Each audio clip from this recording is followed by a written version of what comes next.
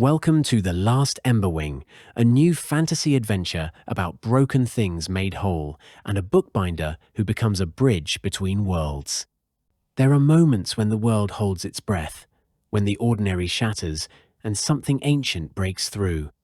For Maelis, that moment came when a dying dragon fell through her roof. She was just a bookbinder in a village so small it barely had a name. She'd never wanted adventure or magic or destiny. But the last dragon had been searching for someone who could carry what remained when everything else was lost. The dragon's gift would change her, an ember of ancient fire pressed into her very heart because the world was dying. Not loudly, not all at once, but slowly, a failed harvest here, a dried well there, memories slipping away like water through cupped hands.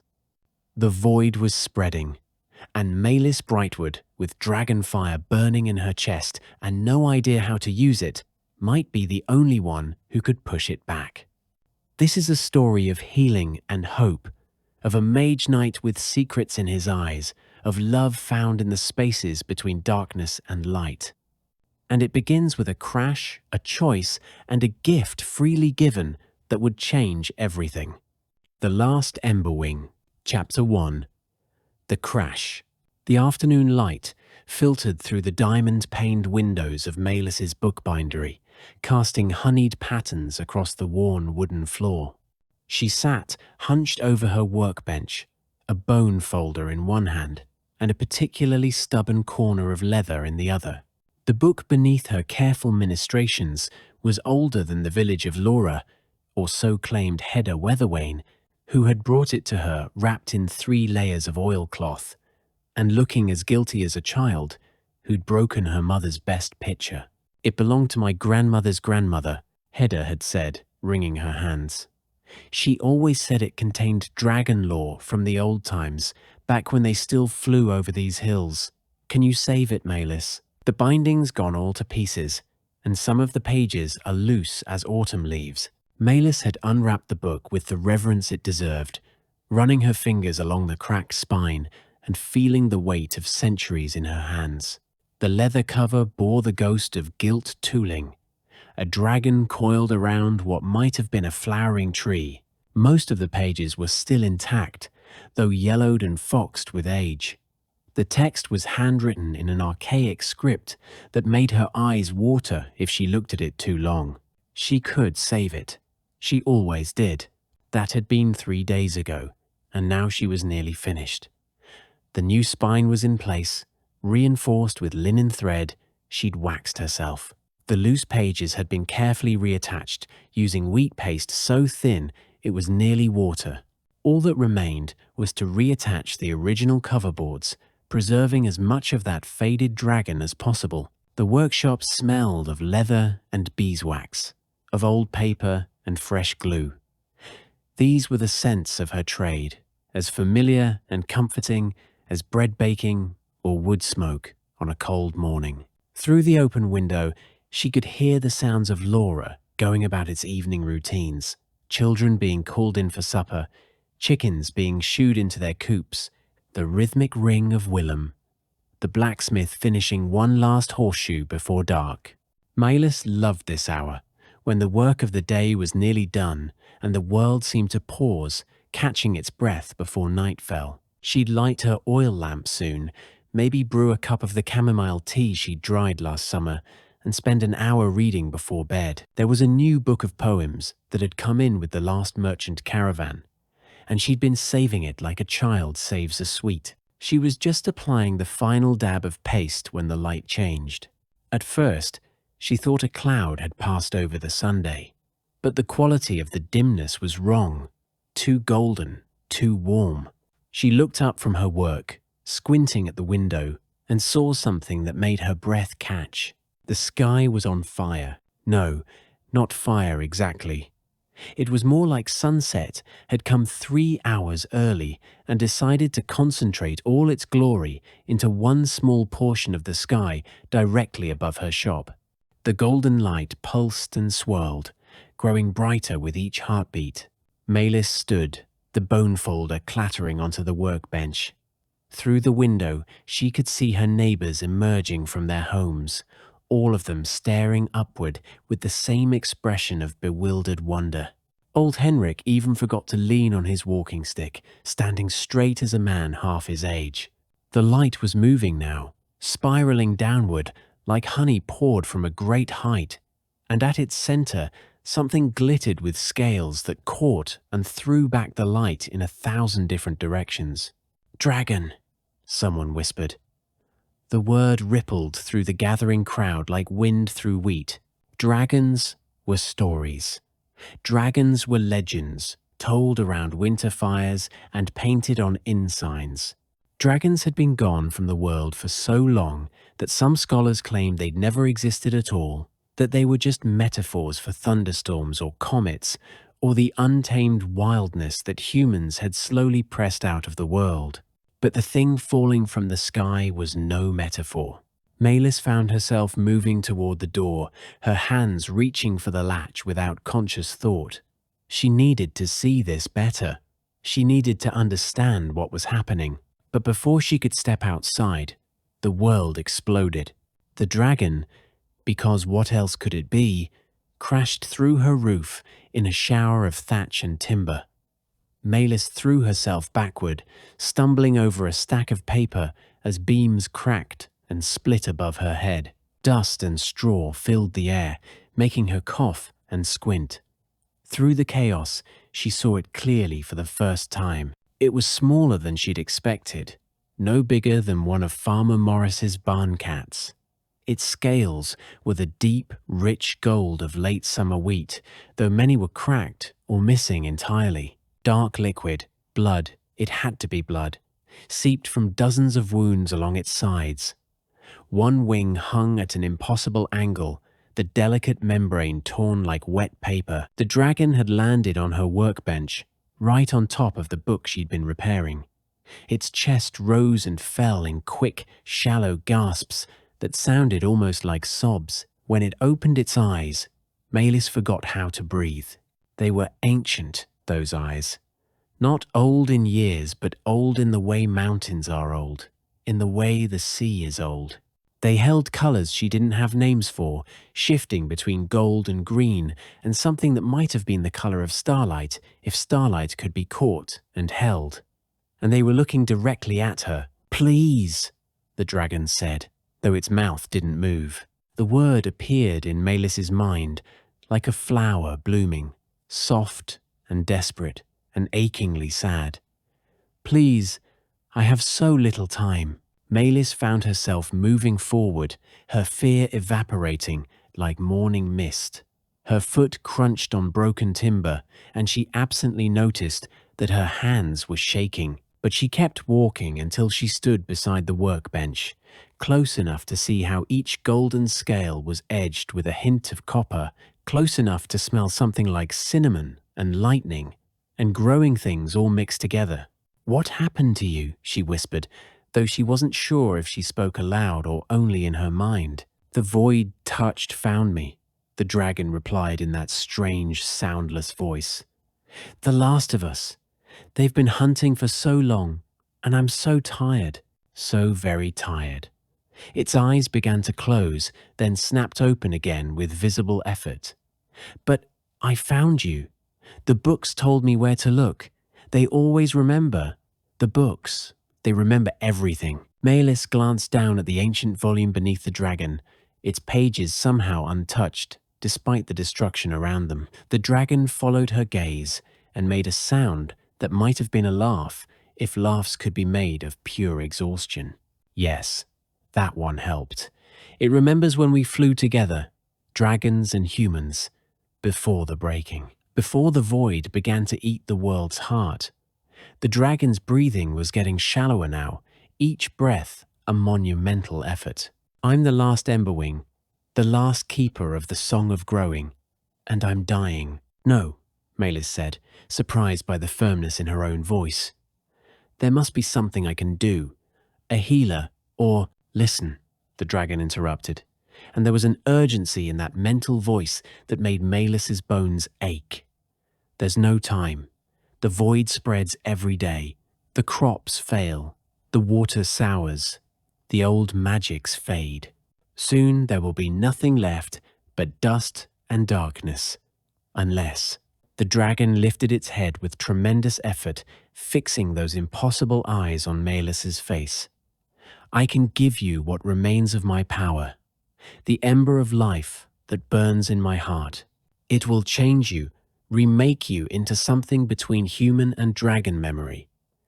You could carry the song forward, heal what has been broken, but I cannot take this choice from you. It must be freely given, freely received. Outside, Maelis could hear voices getting closer. Her neighbors would be here soon, drawn by the crash and the spectacle of an actual dragon in their quiet village. But in this moment, it felt like the whole world had shrunk to just this room, just her and this dying creature that spoke of songs and voids and the end of everything. What would happen to me? She asked. I don't know, the dragon admitted. This has never been done before. You might gain the power to heal the land, or you might burn from the inside out. You might stay yourself, or you might become something entirely new. I can only promise that you will never be quite the same. Maelis thought about her quiet life, her books, her cottage, her evening cups of tea. She thought about the sameness of her days, the predictable rhythm of seasons in Laura. She'd been content here, hadn't she? Safe and useful and thoroughly ordinary. But she also thought about Hedda's failed vegetable garden, which had produced nothing but withered stalks this year, despite all her careful tending. She thought about the miller's pond that had dried up last summer and never refilled, even after the autumn rains. She thought about the strange blight that had taken the old oak at the village centre, leaving it black and twisted like it had been struck by lightning from the inside. Small things, maybe. Easy to explain away as natural cycles, bad luck, the normal hardships of rural life.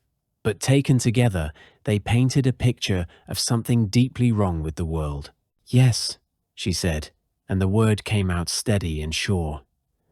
Yes, I'll take it. Whatever you can give me, whatever might help, yes. The dragon's eyes brightened, and for a moment Maelis could see what it must have looked like in its glory days, magnificent and terrible and beautiful enough to make her heart ache. It pressed its small snout against her chest, right over her heart. The touch was warm, then hot, then searing. Light poured from the dragon into Maelis, golden and alive, and singing with a music she felt rather than heard. It rushed through her veins like liquid sunshine, filling every empty space she hadn't even known existed.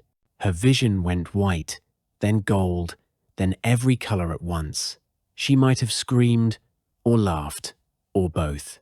When the light faded and her vision cleared, the dragon was crumbling. Its body turned to dust, not grey ash, but golden powder that sparkled like crushed diamonds.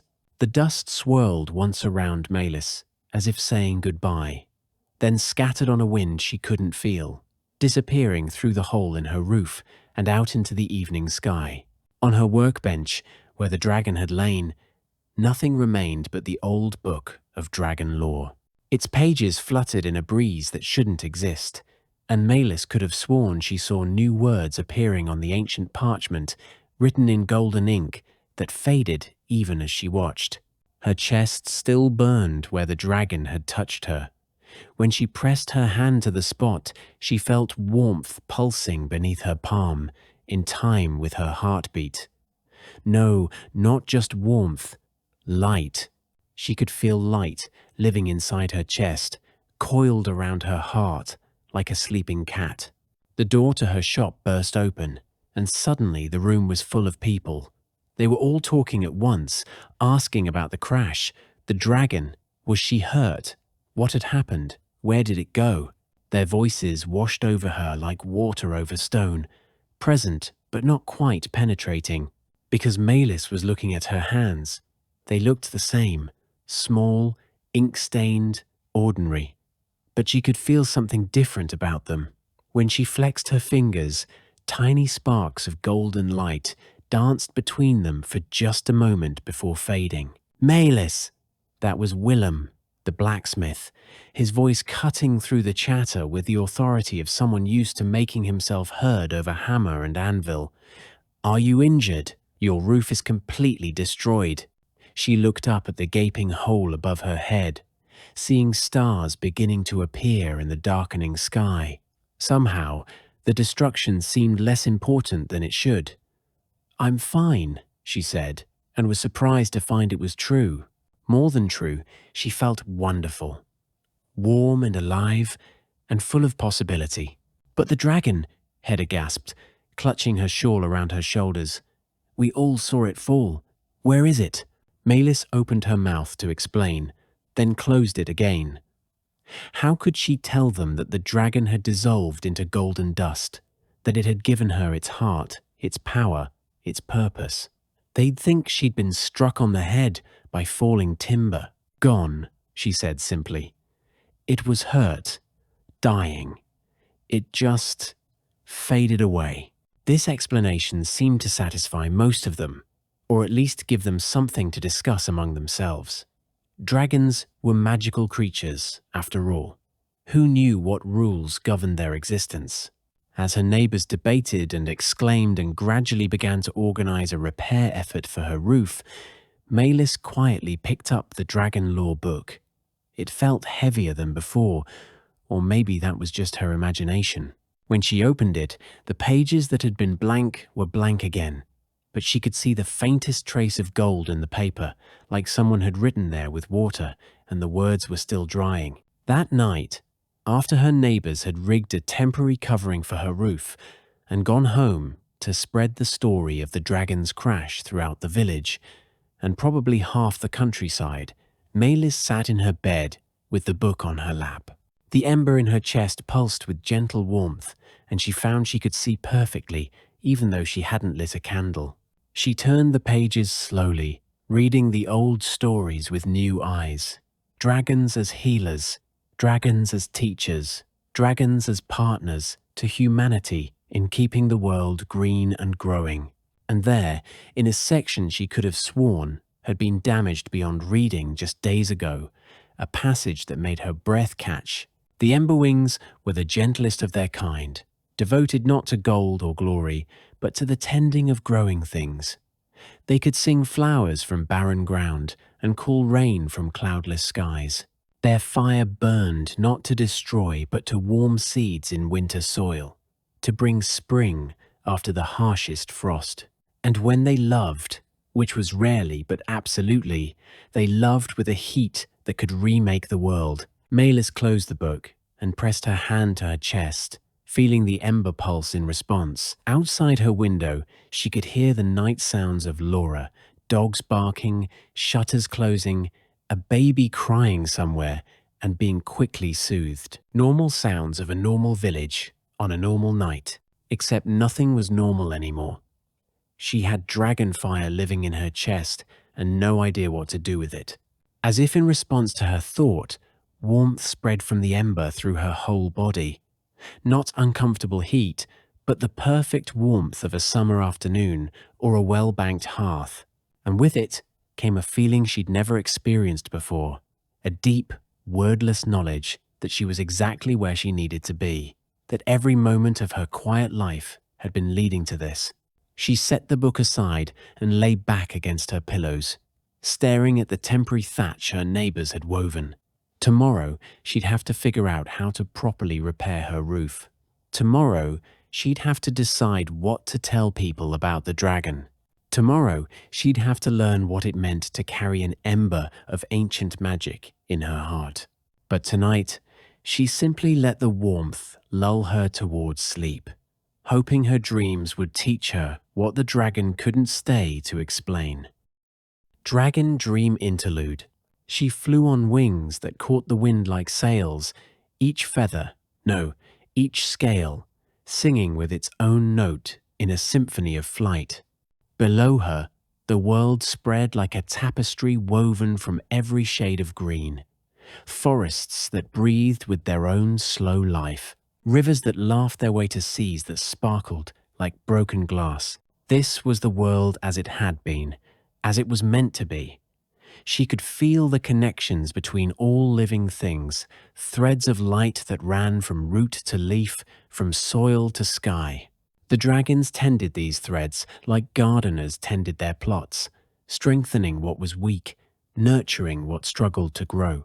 She swooped low over a human village, not Laura, but somewhere similar, with the same thatched roofs and smoking chimneys. The children below pointed and laughed, not in fear but in delight. One small girl with braids the colour of wheat held up a withered flower, and the dragon that was Maelis breathed upon it. Not fire but something gentler, the warm breath of spring, the first kiss of summer Sunday. The flower bloomed in the child's hands, and her laughter rose like birdsong. This was the partnership, the harmony. Dragons and humans, each offering what the other lacked, creating together something greater than either could achieve alone. But at the edges of the dream, darkness crept. Not the clean darkness of night, but something hungry and wrong. It ate at the threads of connection, leaving nothing but void in its wake. The dragons fought it, pouring their light into the growing darkness, but there were so few of them left, and the void was so vast, so patient, so terribly hungry. Maelis woke with tears on her cheeks and the ember burning bright in her chest, pulsing with urgent warmth, as if trying to tell her something she didn't yet have the words to understand. Chapter 2. The mage-knight arrives. 3 days had passed since the dragon fell through Maelis's roof, and the village of Laura had talked of little else. The story grew with each telling, as stories do. By the time it reached the inn, the dragon had been the size of a house. By the time it made it to the market, it had spoken prophecies in ancient tongues. By the time the travelling merchants heard it, Maelis had fought the creature with nothing but her bookbinding awl and pure determination. Maelis herself said little about that night, partly because she didn't know how to explain what had really happened, and partly because she was too distracted by the changes occurring within her own body. It started small. The morning after the dragon's visit, she'd reached for her tea kettle and found it already warm, though the fire had gone out hours ago. She'd dismissed it as coincidence. Perhaps some ember still glowed in the ashes. But then she'd noticed that her workshop, usually chilly in the early morning, felt pleasantly warm despite the hole in the roof that was still being properly repaired. The second day brought stranger developments. While working on replacing some of the damaged shelving, she'd gotten a splinter deep in her palm. She'd gone to fetch her tweezers, but by the time she returned, the splinter was gone and the wound had closed, leaving only the faintest golden line that disappeared when she blinked. And then there were the plants. Maelis had never been much of a gardener. She kept a few herbs for cooking and tea, but they survived despite her care rather than because of it. But this morning, she'd walked outside to find her small herb garden transformed. The rosemary, which had been struggling all summer, stood proud and fragrant, its woody stems covered in fresh growth. The chamomile had spread beyond its designated corner, carpeting half the garden in tiny white flowers. And the mint, well, the mint had apparently decided to stage a friendly invasion of the entire back wall of her cottage. She stood in her doorway now, cup of tea cooling in her hands, staring at the green explosion that had once been her modest garden. The ember in her chest hummed with what felt like satisfaction. "Well," she said to no one in particular, "I suppose I'll be making a lot of tea this winter." The sound of hoofbeats on the main road drew her attention. A single rider was approaching from the north, moving at the steady pace of someone who had been travelling for a long time and expected to travel longer still. As the figure drew closer, Maelis could make out details: a grey travelling cloak over practical clothing, a staff strapped across the rider's back, saddlebags that bulged with supplies. The rider paused at the village well, dismounting with the careful movements of someone whose muscles had grown stiff from hours in the saddle. When he pushed back his hood, Maelis saw a young man perhaps 5 years older than herself, with brown hair that needed cutting and several days' worth of stubble on a face that might have been handsome under the layer of road dust. He led his horse to the water trough, patting its neck absently while his eyes scanned the village square. There was something about the way he looked at things that made Maelis step back into her doorway, not threatening, exactly, but intense, like he was looking for something specific and wouldn't rest until he found it. His gaze swept past her cottage, then snapped back. For a moment, their eyes met across the square, and Maelis felt the ember in her chest flare with sudden heat. The stranger's eyes widened slightly, and he took an involuntary step toward her before catching himself. That's when Willem emerged from his smithy, wiping his hands on his leather apron. "Morning, traveller. Looking for the inn? It's just down that way. Red door, with the sign of the Laughing Goose." The stranger turned to Willem with a polite smile that didn't quite reach his eyes. "Thank you, but I'm actually looking for information. I'm investigating disturbances in the magical currents in this region. Has anything unusual happened here recently?" Willem's eyebrows rose nearly to his receding hairline. "Unusual? Friend, where do I even begin? 3 days ago, a dragon fell right through. Well, speak of the devil. Maelis, this fellow's asking about unusual happenings." The stranger's attention immediately returned to Maelis, who suddenly wished she'd changed out of her work dress with its constellation of ink stains and patch pockets full of bookbinding supplies. She set down her tea and walked toward them, trying to look like someone who definitely did not have magical dragonfire living in her chest. "Maelis Brightward," she said, offering her hand in greeting. "I run the bookbindery, or what's left of it, after our recent visitor, Rowan Thornfield," the stranger replied, taking her hand. The moment their skin touched, warmth raced up Maelis's arm, and she saw his pupils dilate. He held on a beat too long before releasing her. "Mage, Knight of the Third Circle, sworn to the Order of the Verdant Shield, though I suspect those titles mean little here." "A mage?" Willem looked impressed. "Don't see many of your kind in these parts. The dragon brought you here?" In a manner of speaking, Rowan's eyes hadn't left Maelis's face. "May I ask what exactly happened 3 days ago? The magical disturbance was significant." Willem launched into his version of events, which involved a lot more dramatic sound effects than the actual crash had provided. Maelis let him talk, using the time to study their visitor more closely. The staff across his back was carved with intricate runes that seemed to shift when she wasn't looking directly at them. His boots were well made but worn, the kind that had walked many miles and expected to walk many more.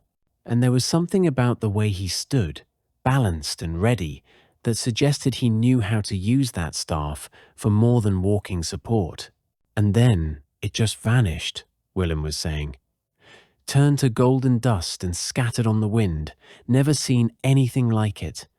Maelis here was the only one who actually saw it happen, though. Hit her shop directly, poor thing." "Golden dust," Rowan repeated slowly. "And you kept none of it?" "I may have collected some," Maelis admitted, remembering the small vial she'd filled from what had settled on her workbench. "I thought it might be, I don't know, important somehow. May I see it?" There was an intensity in Rowan's voice that made it less of a request and more of a plea. Maelis glanced at Willem, who shrugged as if to say, "Your dragon, your decision." "All right, my shop's just there. Though mind the roof, we're still repairing it." She led Rowan to her cottage, intensely aware of him walking behind her. The ember pulsed with each step, growing warmer as they approached her door.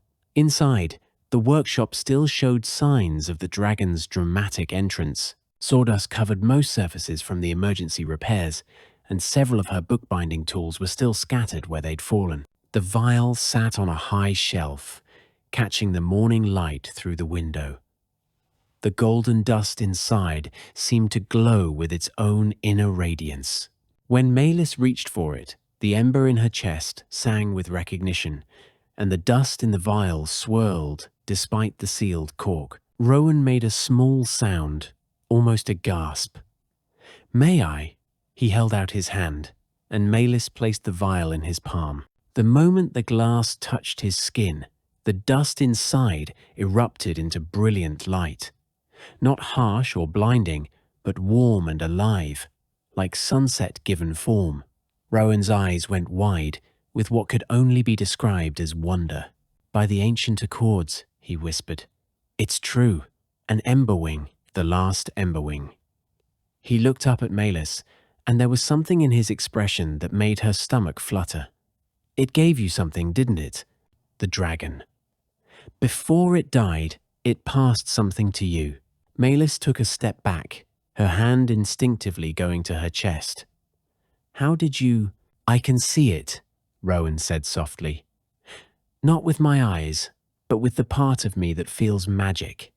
You're glowing, Maelis Brightward. From the inside out, you're glowing like a small sundae, and that should be impossible." "I don't understand." Rowan carefully set the vial on the workbench and began to pace, his fingers drumming against his thigh in what seemed to be an unconscious gesture. Emberwings were the life-bringers, the healers among dragonkind. They maintained the song of growing, the magical harmony that keeps the world in balance. But they've been gone for centuries. The last confirmed sighting was over 300 years ago. He stopped pacing and faced her. "The world has been dying slowly ever since. Oh, it's subtle. A failed harvest here, a dry well there. But those of us who study the old magics, we've seen the pattern. The void, that's what we call it, the hungry nothing that eats at the edges of reality. It's been growing stronger as the song of growing fades." "The dragon said something about that," Maelis said slowly. "About the void, touched hunting it. About the world ending in dust and darkness, unless—" She trailed off, not sure how to continue. "Unless what?" Rowan stepped closer, and Maelis could smell road dust and leather and something else. Something like pine needles and rain. "Unless someone carried the song forward. It gave me its ember, the heart of its power," it said, "to heal what's been broken." The words came out in a rush, like water breaking through a dam.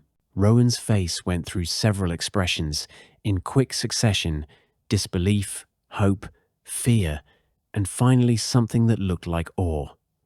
The dragon's ember, the actual essence of an Emberwing, passed to a human. He laughed, but it was a shaky sound. The theoretical texts said it might be possible, but no one ever thought. "Do you have any idea what this means?" "That I'm going to be very popular with gardeners?" Despite everything, Rowan smiled, a real smile this time, that transformed his travel-worn face into something quite pleasant to look at. "Among other things. But Maelis, may I call you Maelis? You're in danger. If the void touched were hunting the dragon, they'll be hunting you now. And you have no idea how to use the power you've been given."